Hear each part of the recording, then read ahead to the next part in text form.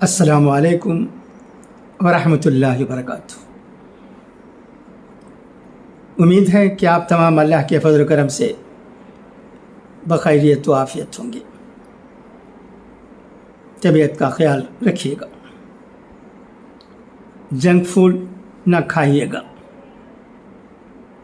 وہی غذا کھائیے گا جس کی آپ کو ضرورت ہے۔ عمر رسیدہ لوگوں کو چاہیے کہ وہ دیر ہضم غذائیں نہ کھائیں، جہاں تک ہو سکے گوشت سے پرہیز کریں، بریانی کبھی کبھی کھایا کریں۔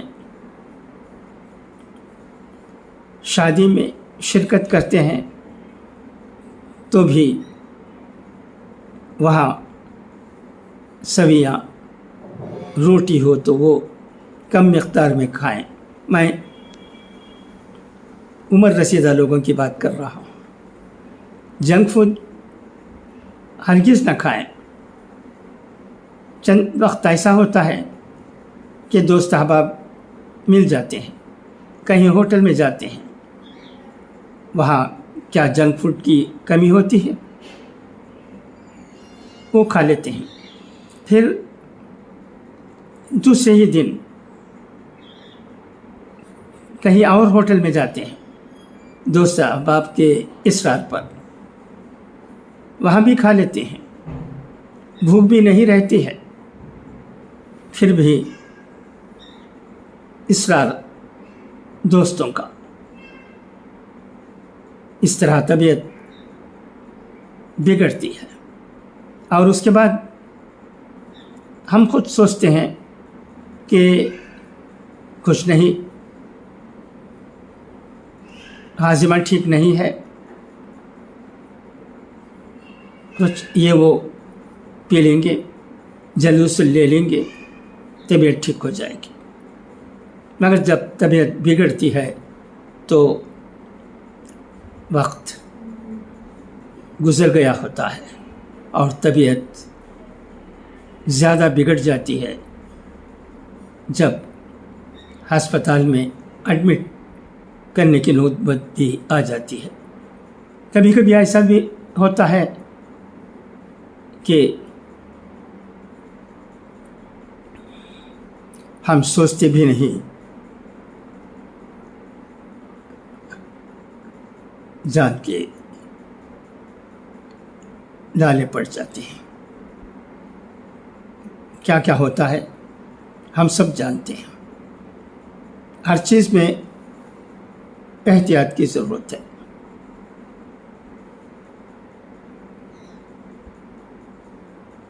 یہی ہمارے بڑوں نے ہم سے کہا ہے۔ ایک زمانہ تھا، عام بوڑھی کو لے لیجیے، ہفتے میں ایک بار گوشت کھاتے تھے۔ شادی بیاہ بھی زیادہ نہیں ہوتی تھی، کبھی کبھار ہی، کیونکہ آبادی بھی کم تھی۔ طبیعت سب کی اچھی رہتی تھی اور گھر میں کام کاج بھی کرتے تھے، اور ہمارے بچپن میں تو چکی پیستے تھے اور سب کام ہماری مائیں کرتی تھی، ان کی صحت اچھی رہتی تھی۔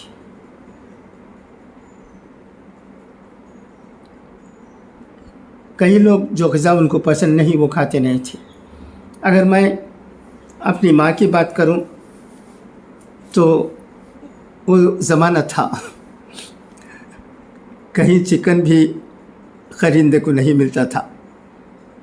جمعے کے دن جائیں گے، مرغی خریدیں گے، گھر میں رکھیں گے، اور ہفتے کے دن مؤذن کے پاس لے جائیں گے، وہ ذبح کر کے دیں گے تو لائیں گے۔ ہم سب ایسا ہی کرتے تھے۔ سامعین میں جو عمر رسیدہ مجھ جیسے لوگ ہیں وہ خوب جانتے ہیں کہ میں کیا کہہ رہا ہوں۔ جہاں تک ہمارے گھر کی بات ہے، ہماری والدہ जब हम मुअज्जिन साहब से चिकन ज़बह करके लाते हैं तो साफ़ करेंगे, सब कुछ करेंगे, मगर वो चिकन नहीं खाएंगे। वो हमारे लिए सालन बना कर देंगे या जो भी वो चाहते हैं बना कर देंगे। वो चिकन खाते नहीं थे, गोश्त भी कभी कभार ही। मैं ये इसलिए कह रहा हूँ कि ज़माना कितना बदल गया है। आज कितनी दुकानें हैं, और जहाँ तक बैल के गोश्त का सवाल है, बीफ की ये दुकान भी आमूर में नहीं थी। नदी के किनारे कहा जाता था कि एक दुकान थी, वहाँ हमारे गैर मुसलमान भाई बीफ खरीद कर खाते थे। आमूर में किसी मुसलमान को जो नॉर्थ इंडिया से आए हुए थे, वो बीफ खाना चाहते हैं तो किसी को भेजकर उस नदी के किनारे वाली बीफ की दुकान से बीफ खरीदते थे। ये भी हम सुनते रहे। मगर आज कितनी बीफ की दुकानें हैं, कितने रेस्तोरां हैं जहाँ बीफ के पकवान मिलते हैं। चिकन तो हर जगह मिलता है, होटल में भी, दुकानों में भी। तो कहने का मतलब ये है, इस तरह हम नॉन वेजिटेरियन फूड खाकर अपनी तबीयत को बर्बाद कर लेते हैं। हम देखते हैं कि कम उम्र लोग अल्लाह को प्यारे हो जाते हैं। माँ बाप की बहुत सी उम्मीदें वाबस्ता होती हैं अपने बच्चों से। हम सोच सकते हैं कि जब उनका एक बेटा या बेटी इंतकाल कर जाते हैं तो उन पर क्या गुजरती होगी। अल्लाह हम सबको बचाए। पकवान अच्छे ही होते हैं, मगर क्या खाना चाहिए क्या नहीं खाना चाहिए हमें मालूम होना चाहिए। ग़िज़ा हम अपनी तबीयत की ज़रूरत के मुवाफ़िक़ लें। मैं उम्र रसीदा हूँ,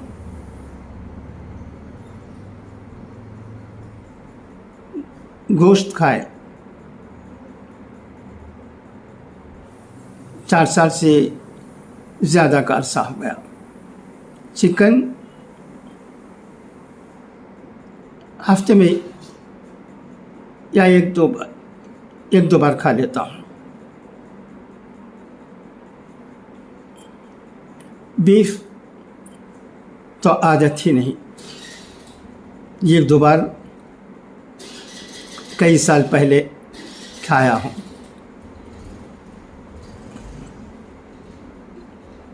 घर में बीफ पकाने की आदत ना हमारे बचपन में हमारे घर में थी, ना अब है। हमारे वालिदा भी, जैसा कि मैंने कहा, चिकन भी नहीं खाते थे। बीफ की बात तो बिल्कुल नहीं, क्योंकि उस वक्त वो मिलता भी नहीं था और खाते भी नहीं थे मुसलमान। और हाँ, ये भी सुन लीजिए, जहाँ तक मुझे इल्म है, हम बचपन में कुर्बानी सिर्फ ये घर में होती थी। इस वक्त उनका नाम लेना मैं मुनासिब नहीं समझता, और क़ुरबानी भी कोई नहीं देते थे। बैल की क़ुरबानी, गाय की क़ुरबानी कहीं नहीं होती थी मुसलमानों के दरमियान।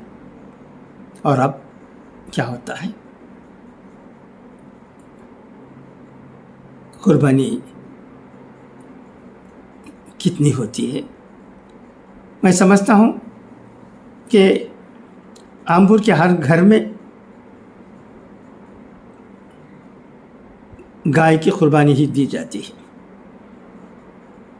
اس کی دو وجوہ ہیں، ایک زیادہ خرچ نہیں ہوتا ہے، ساتھ ہی سب مل لیتے ہیں، قربانی دے دیتے ہیں۔ مگر گوٹ یا شیپ خریدنا ہو تو اس کے لیے زیادہ پیسے کی ضرورت پڑتی ہے، اس لیے مجبوری کی بنا پر گائے کی قربانی دی جاتی ہے۔ جیسے بھی ہو، کہنے کا مطلب یہ ہے کہ وقت بدلتا ہے، وقت اس طرح بدلتا ہے کہ ہم سوچ بھی نہیں سکتے۔ ہم شادی بیاہ میں فضول اخراجات میں، ہوٹلوں میں جا کر ہمارے پیسے برباد کرتے ہیں۔ کبھی کبھی جاتے ہیں تو یہ اور بات ہے، مگر چند لوگوں کو عادت پڑ جاتی ہے، فیملی کے ساتھ ہوٹل میں جاتے ہیں اور پیسہ خرچ کرتے ہیں۔ اب حالات کیا ہیں، اس پر بھی ہمیں نظر رکھنے کی ضرورت ہے۔ آمبور، وانیمباڑی، گڈیاتم، ویلور، پیرناپٹ کو ہی لے لیجیے، بہت سے چمڑے کے کارخانے بند ہیں اور نوکری آسانی سے نہیں ملتی ہے۔ جن کو نوکری ملتی ہے، جو چند شو فیکٹریوں میں کام کرتے ہیں، اللہ کی بڑی مہربانی ہے۔ الحمدللہ فریدہ جیسی فیکٹریوں میں لوگ کام کرتے ہیں، مگر سنتے ہیں کہ کئی فیکٹریاں بند ہو گئی ہیں اور چند فیکٹریوں میں کام بھی کم ہی ہے۔ ہفتے میں 1-2 دن چھٹی دی جاتی ہے۔ یہ حالت ہے، تو ہمیں خرچ کرنے میں بہت ہوشیار رہنے کی ضرورت ہے۔ فضول خرچ نہ کریں، ہرگز نہ کریں، کیونکہ فضول خرچ میں ہی ہماری بربادی ہے۔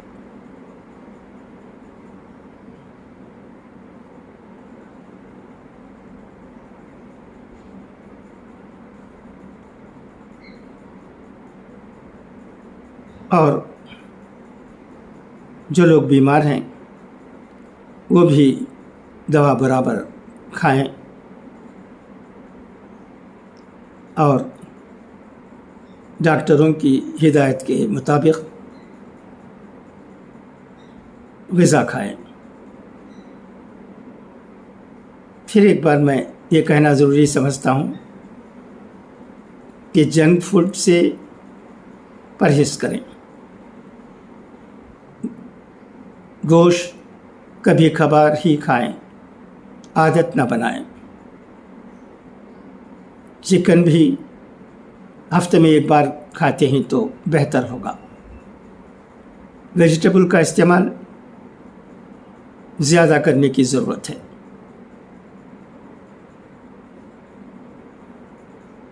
یعنی ویجیٹیرین فوڈ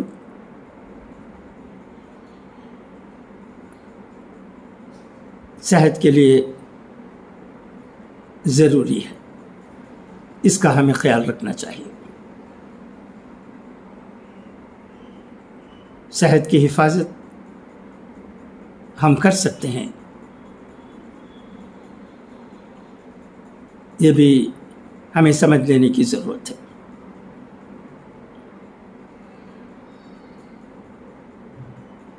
لوگ پوچھتے ہیں کہ گوشت کھانے میں کیا ہے؟ گوشت کھانے میں عادت بنا کر زیادہ کھانے میں طبیعت بگڑتی ہے۔ جیسا کہ میں نے کہا عمر رسیدہ لوگوں کو تو گوشت چھوڑ دینا ہی بہتر ہے. شادی میں جاتے ہیں وہاں بھی گوشت کا پکوان ہو تو گوشت نہ کھائیں.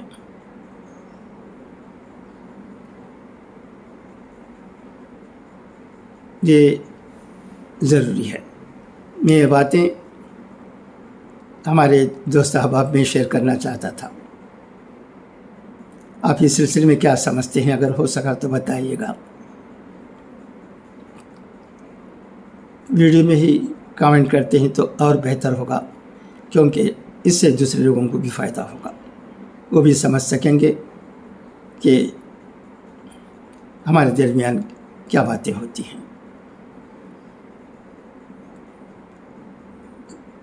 ہمیں سمجھ لینا چاہیے کہ کن غذاؤں کی ہمیں ضرورت ہے اور کن غذاؤں کی ہمیں ضرورت نہیں ہے. اس کے مطابق ہم عمل کرتے ہیں تو وہ اچھا رہے گا. ایک اور بات بھی، عمر رسیدہ لوگوں کو، اکثر لوگوں کو دوا لینا پڑتا ہے. وہ وقت پر دوا لے لیں، دوا نہ چھوڑیں، ہرگز نہ چھوڑیں. دوا بھی ہمارے لیے ضروری ہے، اور دوا کھا کر جب ہم دعا کرتے ہیں تو اللہ تبارک و تعالی ہمیں ضرور صحت عطا کرتے ہیں. ہماری طبیعت اچھی رہتی ہے، اس میں شک نہیں. اچھا، تو اب اجازت، انشاءاللہ پھر ملاقات ہوگی. خدا حافظ، فی امان اللہ.